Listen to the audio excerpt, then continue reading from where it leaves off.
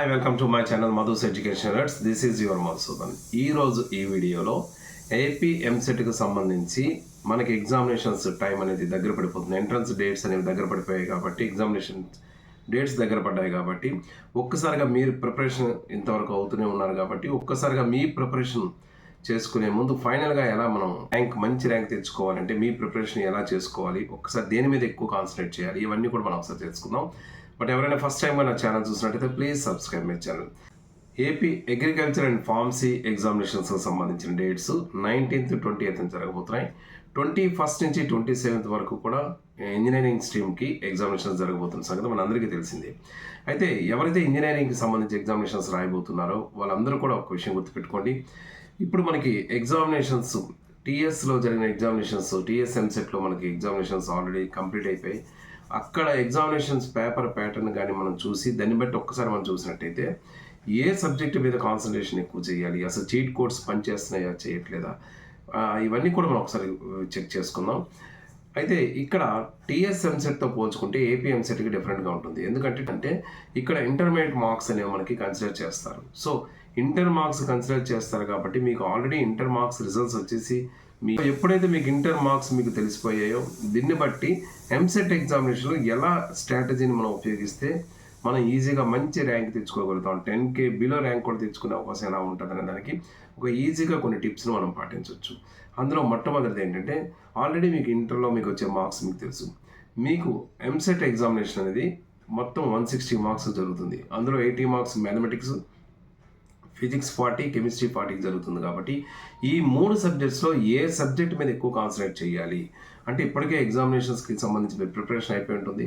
ఇంకా కేవలం 4-5 డేసే ఉంది కాబట్టి ఈ 4-5 డేస్లో మన ప్రిపరేషన్లో ఎలా చేస్తే బాగుంటుందని ఒకసారి చూద్దాం. మ్యాథమెటిక్స్ అనేది ఎప్పుడూ కూడా కాంప్లికేటెడ్గా లెంగ్దీ క్వశ్చన్స్తో మ్యాథమెటిక్స్ అనేది ఉంటుంది. అయితే వెయిటేజ్ పరంగా చూసుకుంటే ఫిజిక్స్ కెమిస్ట్రీతో పోల్చుకుంటే మ్యాథమెటిక్స్ వెయిటేజ్ ఎక్కువ ఉంటుంది. కాబట్టి ఖచ్చితంగా మ్యాథమెటిక్స్ మీద కాన్సన్ట్రేషన్ చాలా ఎక్కువగానే ఉంచాలి. మనం వెయిటేజ్ని ఎక్కువ ఇవ్వాలి. కాన్సన్ట్రేషన్ వెయిటేజ్ అనేది మ్యాథమెటిక్స్ మీద ఎక్కువగా ఉండాలి. కాకపోతే టీఎస్ ఎంసెట్లో చూసుకున్నట్టయితే మ్యాథమెటిక్స్లో ప్రతి షిఫ్ట్లో కూడా మ్యాథ్స్ చాలా లెంగ్దీ క్వశ్చన్స్ పడ్డాయి, కొంత కాంప్లికేటెడ్గా ఫీల్ అయ్యారు. కాబట్టి మీ కాన్సన్ట్రేషన్ మ్యాథమెటిక్స్ మీద చాలా ఎక్కువగా చేయాల్సిన అవసరం అయితే ఉంది. నెక్స్ట్ ఫిజిక్స్ అనేది ఎప్పుడు కూడా టఫ్గా ఉంటుంది. ఇది కూడా ఎంసెట్ పేపర్స్ టీఎస్ ఎంసెట్తో పోల్చుకుంటే అన్నింటిలో కూడా మీడియం టు హార్డ్ వచ్చింది తక్క ఎక్కడ కూడా ఈజీ టు మీడియం అని ఏ షిఫ్ట్లో కూడా రాలేదు. సో ఫిజిక్స్ కూడా మనకి ఒక హార్డ్ సబ్జెక్ట్గానే ఫీల్ అవుతున్నాం. అయితే ఇప్పుడు ఫిజిక్స్లో కనీసం 40 మార్క్స్కి మీకు అట్లీస్ట్ ఒక 15 మార్క్స్ మీకు వచ్చినా మీరు బాగా ప్రిపరేషన్ చేసినట్టే. అలాగే మ్యాథమెటిక్స్ 80 మార్క్స్ పేపర్లో మ్యాథమెటిక్స్లో కనీసం 30 to 40 మార్క్స్ మధ్య మీరు తెచ్చుకోగలిగితే మీకు మ్యాథ్స్లో బాగా కాన్ఫిడెంట్గా మీరు ఉండొచ్చు. ఇక ఫైనల్గా మనం చూస్తే ఎగ్జామినేషన్లో టాప్ కీన్ రోల్ వహించేది కెమిస్ట్రీ మాత్రమే. ఎందుకంటే యావరేజ్ స్టూడెంట్ నుంచి తెలివైన వాడి నుంచి ప్రతి ఒక్కరు కూడా ఈ కెమిస్ట్రీలోనే ఎక్కువ కాన్సన్ట్రేట్ చేసి ఈజీగా స్కోరింగ్ తెచ్చుకోగలుగుతారు. ఇది కూడా టీఎస్ ఎంసెట్తో పోల్చుకుంటే అన్ని ఎక్కువ షిఫ్ట్స్లో కెమిస్ట్రీ పేపర్ చాలా ఈజీగా ఇవ్వడం జరిగింది. సో ఎందుకంటే ఆ సబ్జెక్ట్ కొంతవరకు ఈజీగా స్టూడెంట్స్కి క్యాచ్ అయ్యి ఆ సబ్జెక్ట్ని స్టూడెంట్స్ చాలా వరకు ఈజీగా క్యాచ్ చేసే అవకాశం ఉంటుంది. కాబట్టి మీరు కెమిస్ట్రీని మాత్రం నెగ్లెక్ట్ చేయకుండా దాంట్లో మ్యాక్సిమం మీరు ప్రిపరేషన్ మార్క్స్ మీకు ఎన్ని మార్క్స్ వస్తే కెమిస్ట్రీలోనే పికప్ చేసుకోవడానికి ట్రై చేయండి. సో ఓవరాల్గా మనం చూసుకున్నట్టయితే మ్యాథమెటిక్స్ అనేది ఫస్ట్ వెయిటేజ్ పరంగా టాప్లో ఉంటుంది, ఫిజిక్స్ అనేది హార్డ్గా ఉంటుంది, కెమిస్ట్రీ అనేది ఈజీ టు మీడియంగా ఉండే అవకాశాలు ఎక్కువ ఉంటాయి. కాబట్టి మీ ప్రిపరేషన్లో కెమిస్ట్రీకే ఫస్ట్ ప్రిఫరెన్స్ ఇవ్వండి, కెమిస్ట్రీని బాగా ప్రిపేర్ అవ్వండి. తర్వాత మ్యాథ్స్ లెంగ్దీగా ఉన్న క్వశ్చన్స్ మీద కాన్సన్ట్రేట్ చేయండి. చేసినట్టయితే చాలా వరకు మ్యాథ్స్లో కవర్ అవుతారు. ఇక ఫైనల్గా మనం చూసుకున్నట్టయితే మ్యాథ్స్లో ఒక 35 to 40 మార్క్స్, ఫిజిక్స్లో ఒక 15 మార్క్స్, కెమిస్ట్రీలో ఒక 20 to 25 మార్క్స్, అట్లీస్ట్ 20 మార్క్స్ అయినా మీరు తెచ్చుకోగలిగితే ఖచ్చితంగా మీకు ఒక 10K లోపు ర్యాంక్ మాత్రం డెఫినెట్గా వచ్చే అవకాశం అయితే ఉంటుంది. ఇక ఇంటర్మీడియట్ మార్క్స్ మీకు ఆల్రెడీ తెలుసు కాబట్టి దాన్ని బేస్ చేసుకొని ఎన్ని మార్క్స్ మీకు అవసరం ఉంటుందని చూసుకోండి.